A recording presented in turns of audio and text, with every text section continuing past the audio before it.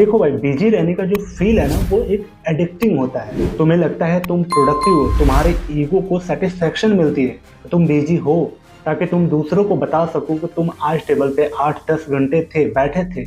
पर जो प्रोग्रेस का मेजरमेंट होता है ना वो तुम्हारा आउटपुट होता है, ना कि तुम जो इफर्ट डिस्प्ले कर रहे हो, जो तुम इफर्ट दिखा रहे हो उस पे होता है।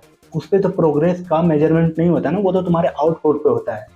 और सबसे डेंजरस सिचुएशन तो तब होती है जब तुम्हारा माइंड उस बिजनेस को एक अपना प्रोग्रेस समझ लेता है, एक्सेप्ट कर लेता है उसको, और तब तुम इम्प्रूव नहीं, अपने आप को, अपने अस्तित्व को सिर्फ सरवाइव कर रहे होते हो। और जब तुम इस ट्रैप में फंसोगे ना तो तुम्हें लगेगा कि तुम एक सीरियस एस्पिरेंट बन गए हो, लेकिन एक्चुअल में जो रियलिटी है ना वो तुम सीरियस एस्पिरेंट नहीं बने हो, बल्कि सीरियस एस्पिरेंट की जैसा दिखाने की कोशिश करने लगते हो कि हाँ तुम इस जर्नी में हो, जर्नी में प्रेजेंट हो, बट सीरियस एस्पिरेंट तुम नहीं रहते। और सीरियस एस्पिरेंट होने में और सीरियस एस्पिरेंट शो करने में भाई बहुत डिफरेंस है, ये तुम्हें पता है अच्छे से। अगर टॉपर के कॉन्टेक्स्ट में देखें तो टॉपर ना बिजी रहते नहीं है, बल्कि वो एक्चुअल काम करते हैं। उनको पता होता है कि आउटपुट क्या चाहिए, मुझे इस पर्टिकुलर क्वेश्चन पे कितना टाइम देना है, मुझे कितना एफर्ट लगेगा, मुझे क्या इसमें प्लेस करना है कंटेंट। वो एक्चुअल वर्क करते हैं। वर्क के आसपास की चीज़ें जो मैंने अभी बताया ना, वो जो लड़का कर रहा था, उस तरह की चीज़ों को थोड़ा अवॉइड ही दूर रखते हैं। खैर वो सप्लीमेंट है, लेकिन वो तुम्हारा एक्चुअल रिजल्ट नहीं ला के देंगे। टॉपर का ना परफेक्ट प्लान होगा, ना उनके बहुत ब्यूटीफुल नोट्स होंगे, बट हाँ उनका जो वर्क है ना वो कंप्लीट होगा। जो सीन सिचुएशन डिमांड है, जो उनके सब्जेक्ट की डिमांड है, वो ज़रूर कंप्लीट होगा। उनके ब्यूटीफुल नोट्स आप नहीं देखोगे, उनके बेस्ट परफेक्ट प्लान नहीं देखोगे आप। ये सच है कि फियर ऑफ फेलियर जो होता है ना, उसकी वजह से जो हमारा माइंड है वो सिंपल टास्क में बिजी रहना पसंद करता है।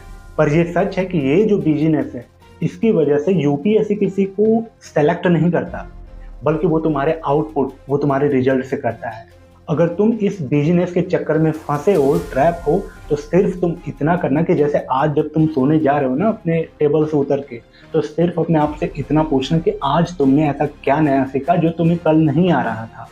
क्या तुमने ऐसा कोई टॉपिक या कोई ऐसा पेज पढ़ा जो तुम्हारे स्किल को इम्प्रूव किया, तुम्हारे नॉलेज को इम्प्रूव किया, जो तुम्हें कल नहीं आ रहा था।